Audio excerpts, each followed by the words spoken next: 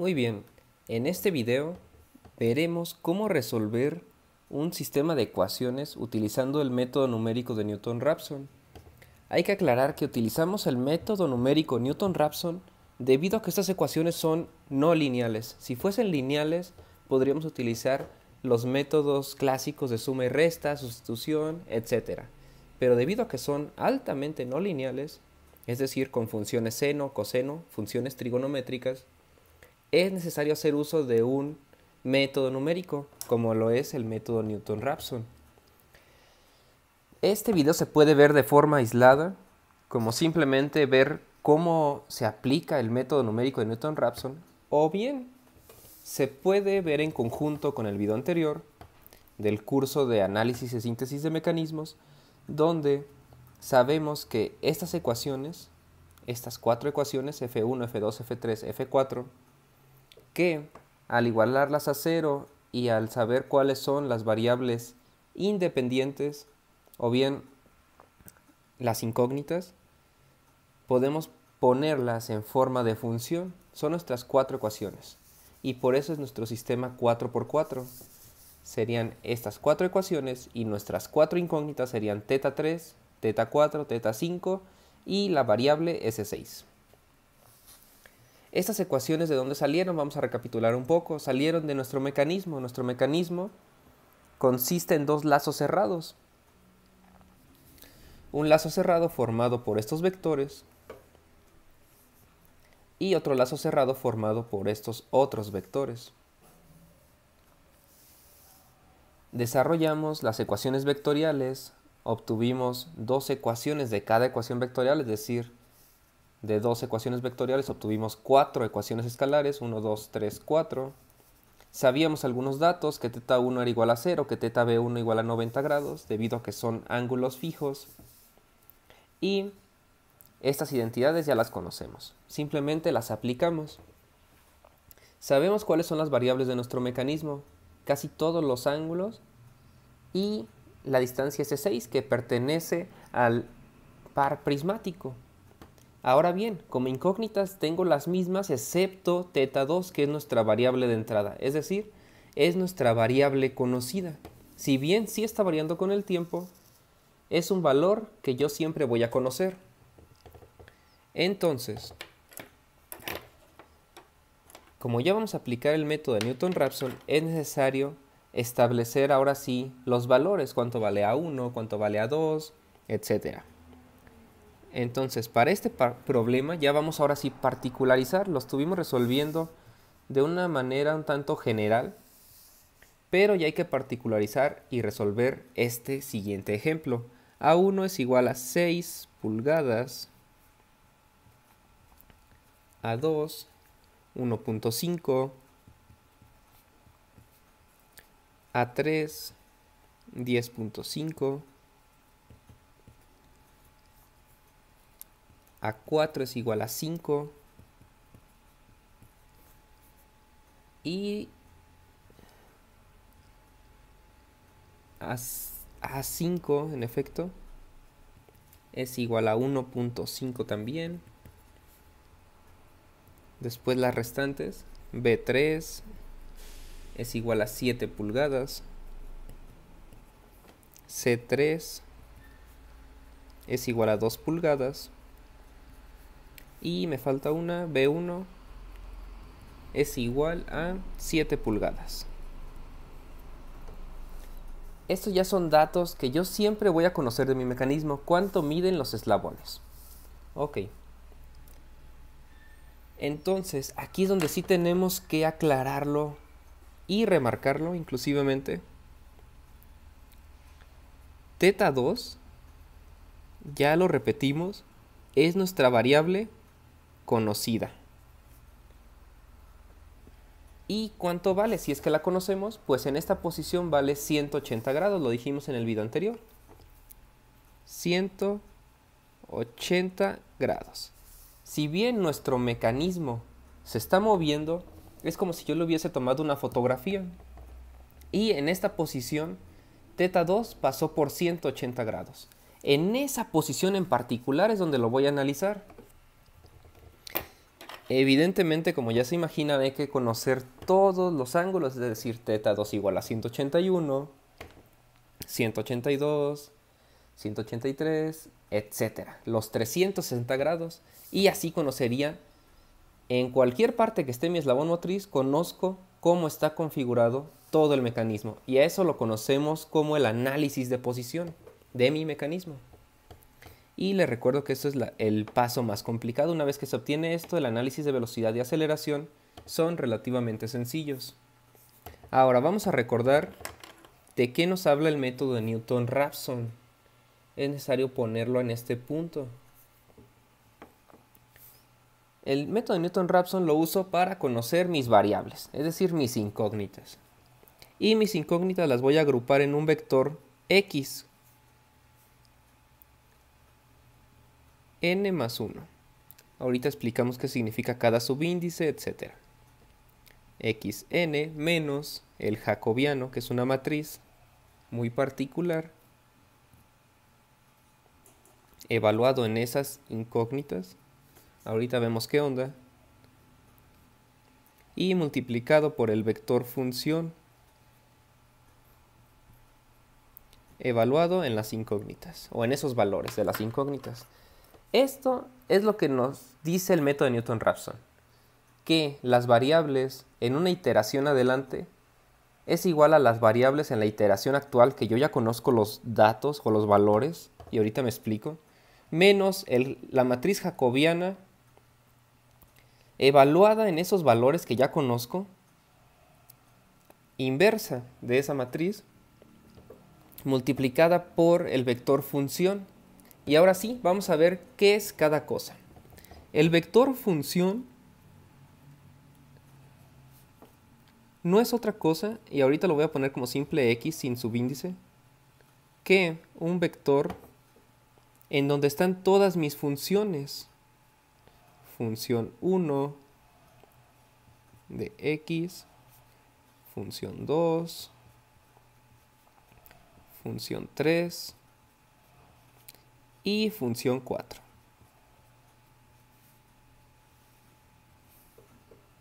Esto es mi vector función. Si recordarán, aquí ya habíamos obtenido nuestras funciones de nuestras ecuaciones escalares de los lazos del mecanismo. Simplemente despejamos para que todo estuviera igualado a 0. Eso es fundamental. Tienen que estar igualadas a 0 para aplicar este método. Entonces, en el primer renglón pongo la función 1 y etcétera, ¿no? Ahora, el jacobiano, ¿en qué consiste? La matriz jacobiana, y a lo mejor ahí no alcanzo a escribir todo lo que equivale, entonces vamos a poner mejor otro dato.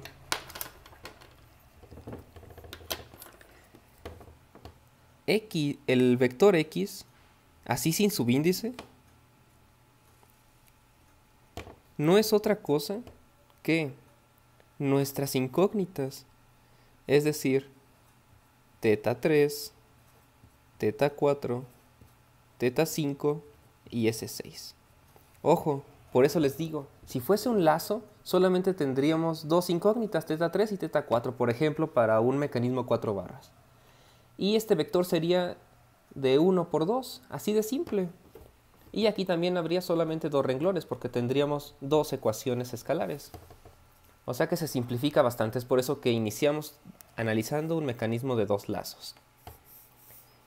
Después hay que aplicar los subíndices, pero los subíndices vienen más adelante, así que por lo pronto este es el vector x.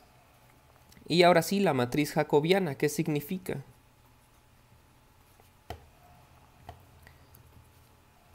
Es una matriz que la voy a calcular derivando mis funciones.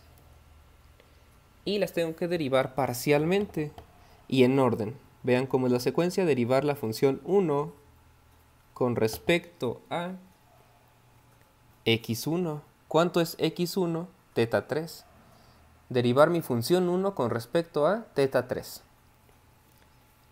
Y va a ser en orden. Después derivar esa misma función 1 con x2, es decir, con respecto a teta 4.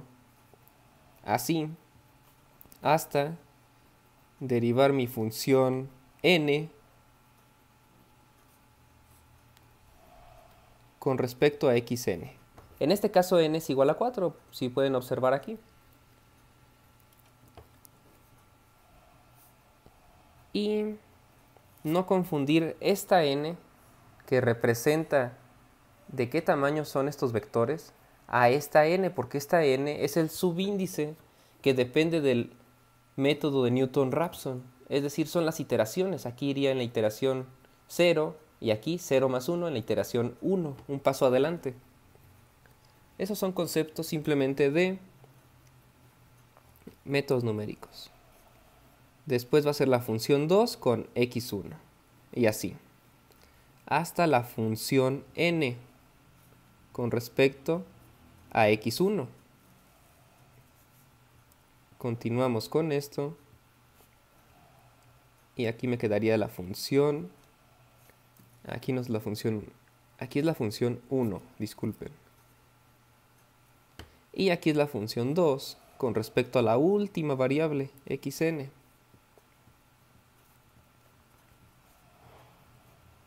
Finalmente, ahora sí, es la función n con respecto a xn. Es decir, nuestra última función con respecto a nuestra última variable.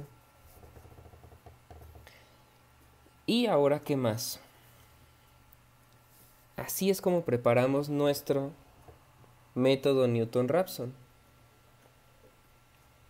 Pero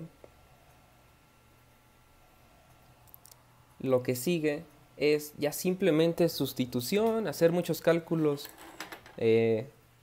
mediante, pues sí, así de simple, mediante la calculadora, y sustituir, así de sencillo. Y vamos a hacerlo. Entonces ponemos por aquí primera iteración.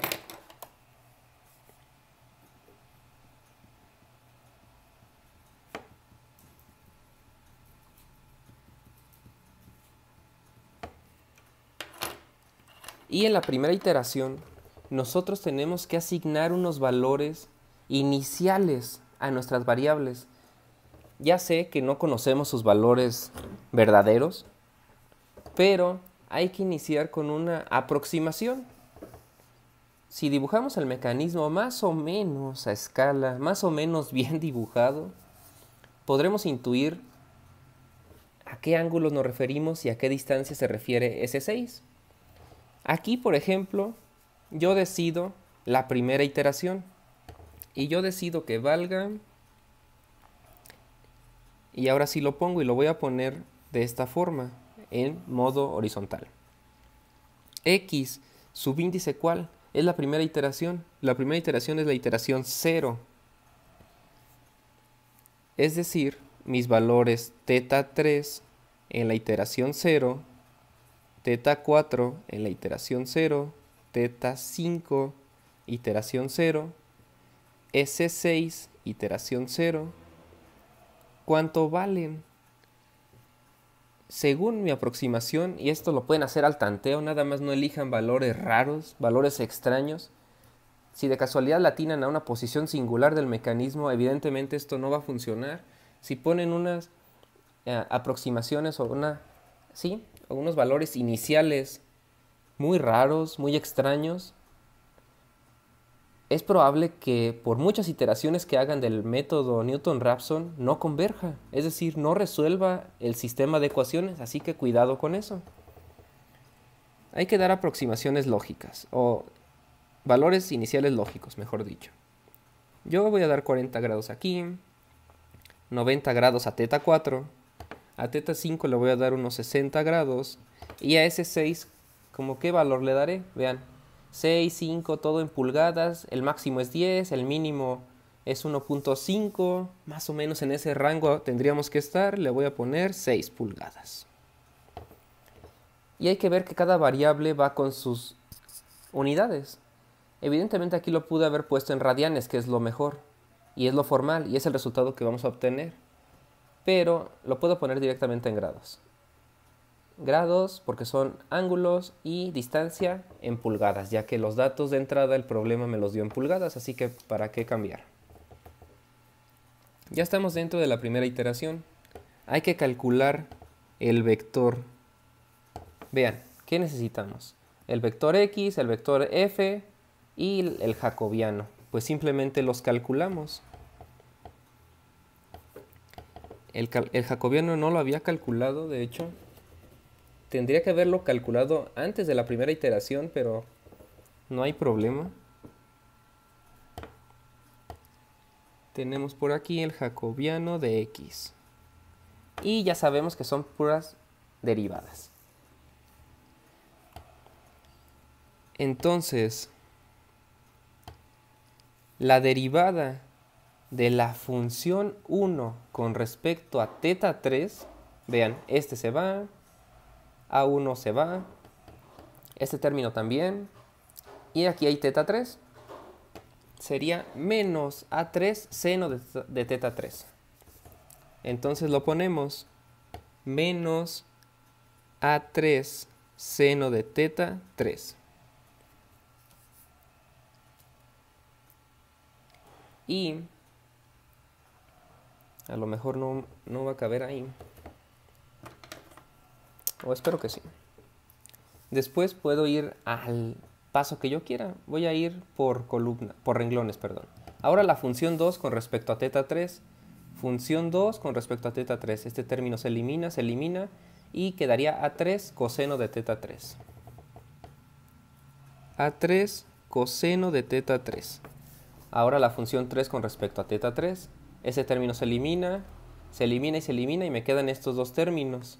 La derivada con respecto a teta 3 es menos B3 seno de teta 3 menos C3 coseno de teta 3. Y ahora el último es la función 4. Este término no tiene teta 3, se elimina porque estoy derivando con respecto a teta 3. Es una derivada parcial. Entonces, los términos que no tengan esa variable, para mí son constantes y se elimina. La derivada de una constante es 0. Este no existe, este tampoco, y otra vez están estos dos, B3 y C3. Nos quedaría de la siguiente forma. B3 coseno de teta 3 menos C3 seno de teta 3. Vamos a ver si es cierto. C3 derivada es seno. Menos seno. Y por eso el menos. Ok. Estamos bien. Y voy a separarlo aquí por columnas para que sea más claro. La segunda columna es la derivada otra vez de las mismas funciones, pero ahora con respecto a x2. x2 es teta 4. La derivada de la función 1 con respecto a teta 4. Este es constante. Y aquí está. Derivamos. Nos queda A4 seno de teta 4. Y derivamos la función 2. Vean, este término se elimina y nos queda aquí teta 4. Derivada de esto con respecto a teta 4, A4 coseno de teta 4. A4 coseno de teta 4. Vean, la función 3, hay un teta 2, teta 3, teta 5, pero no hay teta 4. Entonces quiere decir que la función no depende de teta 4. Si yo la derivo con respecto a teta 4, para mí toda la función es constante, 0. Con F4 lo mismo. No hay un término teta 4, quiere decir que mi función F4 no depende de ese teta 4. Si yo derivo todos los términos van a ser constantes. Aquí debería haber continuado la matriz, pero ya no tengo espacio, así que lo vamos a continuar de este lado. El siguiente tercer renglón sería la derivada de la función 3 con respecto a x3. Digo, de la función 1 con respecto a x3. x3 es 5, vean. La derivada con respecto a teta 5 de la función 1, no hay teta 5. Fácil, 0. con respecto a la función 2, no hay θ 5 tampoco, entonces su derivada es 0. La función 3, derivando con respecto a θ 5, aquí hay un θ 5 y aquí hay otro. Nos queda de la siguiente forma. Menos A5 seno de θ 5 menos S6 coseno de θ 5. Y la función 4 con respecto a θ 5, vean, aquí está θ 5 y aquí también. Me van a quedar dos términos ya derivados. ¿Cómo me quedan? Simple, A5 coseno de θ 5 menos S6 seno de θ 5. Y ahora hay que derivar otra vez todas las funciones, es un poco tardado, un poco nada más, con respecto a la última variable que es S6. La función 1 no hay S6, nos va a dar 0. La función 2 tampoco, también nos va a dar 0. Separamos aquí la columna con una línea imaginaria. 0 y 0. La función f3 y f4 sí depende de S6 y solamente hay un término. Derivándolo es muy simple. Vean, está aquí multiplicando. Es una simple constante. Nos quedaría... Es una simple variable, perdón. S, es decir, seno de θ 5 y acá abajo coseno de θ 5. Ese es un consejo. Cuando tengamos par prismático, sus derivadas quedan muy simples, porque generalmente cuando estemos derivando con respecto a eso va a quedar así, multiplicado, no queda con una función trigonométrica. Entonces, derivada de esto, de este término con respecto a S6, seno de θ 5 es constante, sale de la derivada, y derivada de la misma variable, es decir, como derivar x con respecto a x, es 1. 1 por seno de θ 5 por menos seno de θ 5 menos seno de θ 5. Eso fue lo que hicimos, así de simple. Bueno, supongamos que este jacobiano lo calculamos afuera de la primera iteración.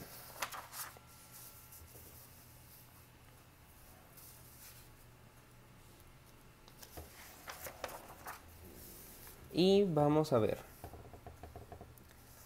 Yo creo que para no alargar más el video, el siguiente video sería ya hacer puras sustituciones numéricas. Aquí lo que hicimos fue entonces preparar nuestro análisis, nuestras funciones, de modo que ya podamos iniciar con la primera iteración. Entonces, en la primera iteración tengo que dar los valores iniciales. Inclusive así, vean. Inclusive podríamos afirmar que aquí todavía ni siquiera iniciamos con la primera iteración.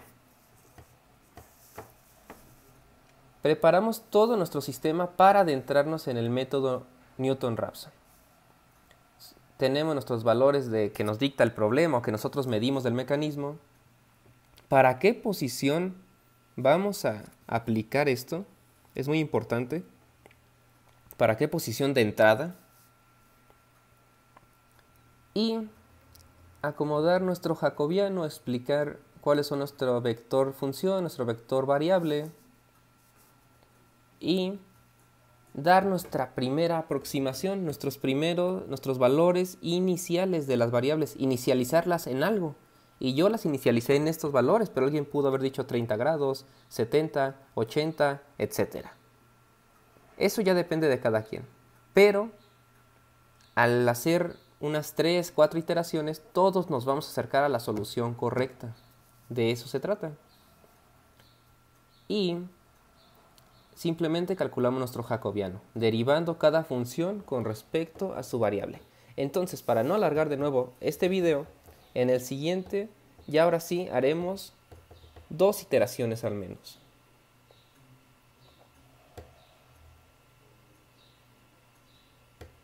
Haremos 2 iteraciones al menos para ver qué es lo que sucede numéricamente con el problema.